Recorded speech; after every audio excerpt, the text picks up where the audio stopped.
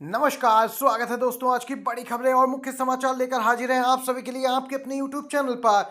दोस्तों, इस वीडियो में जानेंगे जो आज की बड़ी खबरें हैं, मुख्य समाचार हैं और वो आपके लिए भी जानना जरूरी है। तो दोस्तों, आप लोग साथ में बने रहिए। साथ ही चैनल पर नए हैं तो चैनल को सब्सक्राइब करके घंटी के आइकन को जरूर दबाइएगा। शुरुआत करते हैं दोस्तों इस समय की सबसे पहले और बड़ी खबर जो निकल के आ रही है। राहुल गांधी के खिलाफ मानहानि मामले में आज होगी सुनवाई। अमित शाह को लेकर की थी टिप्पणी। दोस्तों, इस समय की बड़ी खबर में बताते चले, लोकसभा में नेता विपक्ष और रायबरेली से सांसद राहुल गांधी के खिलाफ सुल्तानपुर के एमपी एमएलए कोर्ट में आज सुनवाई होने वाली है। यह सुनवाई मानहानि मामले में हो रही है।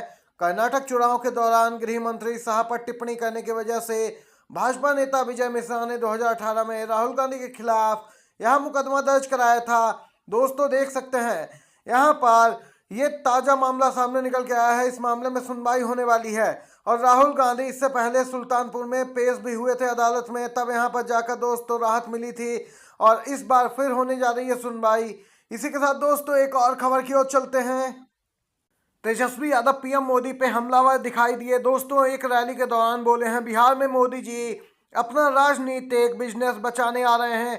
तेजस्वी घूम रहे हैं यहाँ पर। दोस्तों, हम लोग जीतवे करेंगे, यहाँ पे लालू यादव ने बड़ी बात कही है। दोस्तों, यहाँ पर ताज़ा अपडेट में आपको बताते चलें, तेजस्वी यादव ने कई सवाल भी पूछे हैं। लिखा है कि प्रधानमंत्री मोदी जी आज बिहार में है।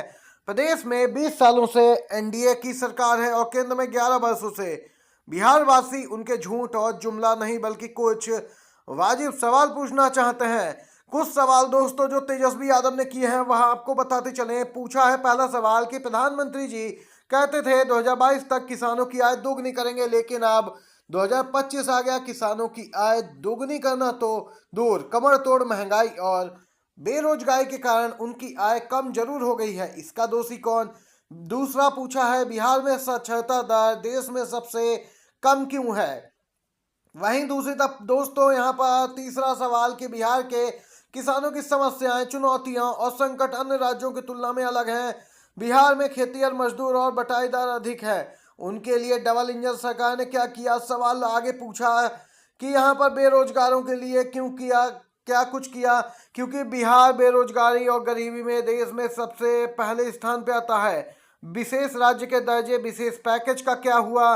दोस्तों, ऐसे ही कई और सवाल भी तेजस्वी यादव ने दागे हैं। दोस्तों, यहाँ पर ये ताज़ा अपडेट बिहार को लेकर है, जहां पर इसी साल के अंत तक चुनाव होने हैं बिहार विधानसभा के, जिसको लेकर तमाम राजनीतिक दल अपनी तैयारियों में लगे हैं। तो दूसरी तरफ दोस्तों पीएम मोदी की बात यहाँ पर उनके मंत्रियों और सांसदों तक ने नहीं मानी। जी हाँ, मंत्रियों तक ने पीएम की नहीं मानी। बीजेपी सांसदों ने ही गोद नहीं लिए गांव। पूर्व एमपी तो बोले कि फालतू की योजना है, फंड नहीं मिलता है। सांसद आदर्श ग्राम योजना चलाई गई थी पीएम द्वारा। सांसदों को गांव यहाँ पे गोद लेने थे, विकास कार्य उनका देखना था, लेकिन यहाँ पर आप पूर्व एमपी ही बोलने लगे हैं कि फालतू की योजना है, फंड भी नहीं मिलता है। एक वीडियो सोशल मीडिया पर तेजी से वायरल हो रहा। दोस्तों, ये वह वीडियो है जिसमें 5 ट्रिलियन इकोनॉमी की बात कही जा रही है। 5 ट्रिलियन इकोनॉमी की बात जुमला मात्र है और यह 2015 से चलता आ रहा है। जब 2024 आया तो यहाँ पर मोदी जी ने बात कही 2025 में 5 ट्रिलियन इकोनॉमी हो जाएगा देश। वहीं दोस्तों अब 2025 आया तो 2027 की बात होने लगी। अगर सरकार कुछ ना भी करे यहाँ पर तब भी भारत 5 ट्रिलियन इकोनॉमी बन जाएगा। जब बनेगा तब क्रेडिट खाने वाले यहाँ पर दौड़ पड़ेंगे। दोस्तों, यहाँ पर गृह मंत्री शाह ने तो 2027 तक का दावा कर दिया है 25 में कि यानी 27 तक भारत 5 ट्रिलियन इकोनॉमी बन जाएगा। दोस्तों, आप लोगों का क्या कुछ कहना है इस खबर पे जरूर बताइएगा। इसी के साथ एक और बड़ी खबर की ओर बढ़ते हैं। वकीलों ने खत्म की हड़ताल। केंद्र सरकार ने बिल पर पुनर्विचार करने का दिया आश्वासन। प्रस्तावित एडवोकेट अमेंडमेंट बिल 2025 के खिलाफ वकीलों का देश भर में विरोध तेज हुआ, जिसको देखते हुए केंद्र सरकार बिल पर पुनर्विचार के लिए तैयार हो गई है। वहीं दूसरी तरफ सरकार के आश्वासन के बाद दिल्ली की जिला अदालत में यहाँ पे हड़ताल खत्म कर दी गई है। देश के कई और हिस्सों में दोस्तों वकीलों द्वारा सरकार के इस फैसले के खिलाफ हड़ताल की जा रही थी। दिल्ली की जिला अदालत में पिछले एक हफ्ते से बिल के विरोध में हड़ताल कर रहे वकीलों ने कहा कि सरकार के द्वारा उठाया गया कदम उस पर हमारी नजर रहेगी और क्या कुछ होता है इस पर दोस्तों आगे जानकारी आएगी। पूरे भारत के वकीलों ने इस बिल का विरोध कर रखा है। दोस्तों इस प्रावधान में यहाँ पर 35 से जोड़ा गया, जिसके तहत वकीलों द्वारा हड़ताल और बहिष्कार करने पर पूरी तरह प्रतिबंध लगाया जा रहा है। इसी पूरे मामले को लेकर यह हड़ताल थी। इसी के साथ दोस्तों अगली खबर की ओर चलते हैं। कांग्रेस नेता बाजवा का बड़ा दावा, पंजाब के आम आदमी पार्टी के 32 विधायक संपर्क में, नजरों से गिर चुकी है सरकार। जी हां, पंजाब विधानसभा का सत्र शुरू हो चुका है। विपक्ष के नेता प्रताप सिंह बाजवा ने सत्र शुरू होने से पहले ही यहां पे अनौपचारिक बातचीत में कहा कि आम आदमी पार्टी के 32 विधायक उनके संपर्क में हैं। हालांकि उन्होंने कहा कि उनका इरादा सरकार को तोड़ने का नहीं है। उन्होंने कहा कि यह सरकार लगातार झूठ बोलकर पहले ही पंजाब के लोगों की नजरों में गिर चुकी है। विधानसभा का सत्र दिसंबर में न बुलाए जाने को लेकर भी सत्तारूढ़ पार्टी पर बाजवा ने तीखा हमला बोला।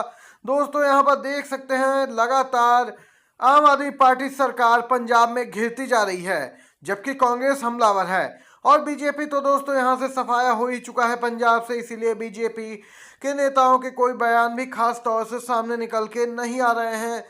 ये दोस्तों अपडेट थी। इसी के साथ अगली खबर की ओर चलते हैं। ईवीएम के मुद्दे पर विपक्ष को करना होगा बड़ा फैसला, प्रशांत किशोर। जन स्वराज पार्टी के संयोजक की खरी खरी विपक्ष को।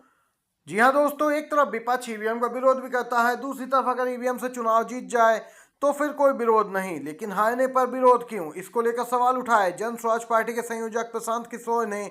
उन्होंने कहा कि ईवीएम के मुद्दे पर विपक्ष को एक बड़ा फैसला लेने की जरूरत है।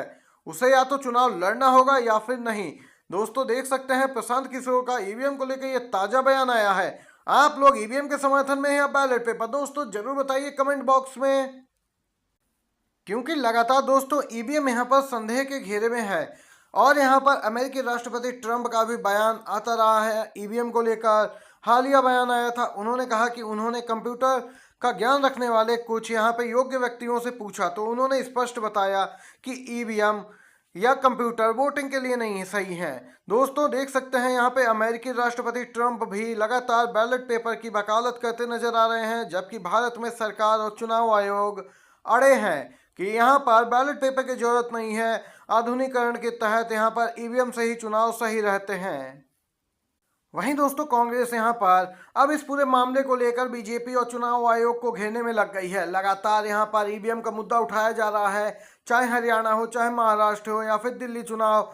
लगातार मांग की जाती रही है कि बैलेट पेपर से चुनाव कराए जाएं जिससे निष्पक्षता आए, लेकिन यहाँ पर सरकार और चुनाव आयोग मानने को तैयार नहीं है। यहाँ तक कि दोस्तों सोशल मीडिया पर भी यह मामला काफी ट्रेंड में रहता है। ये थी इस समय की बड़ी खबरें।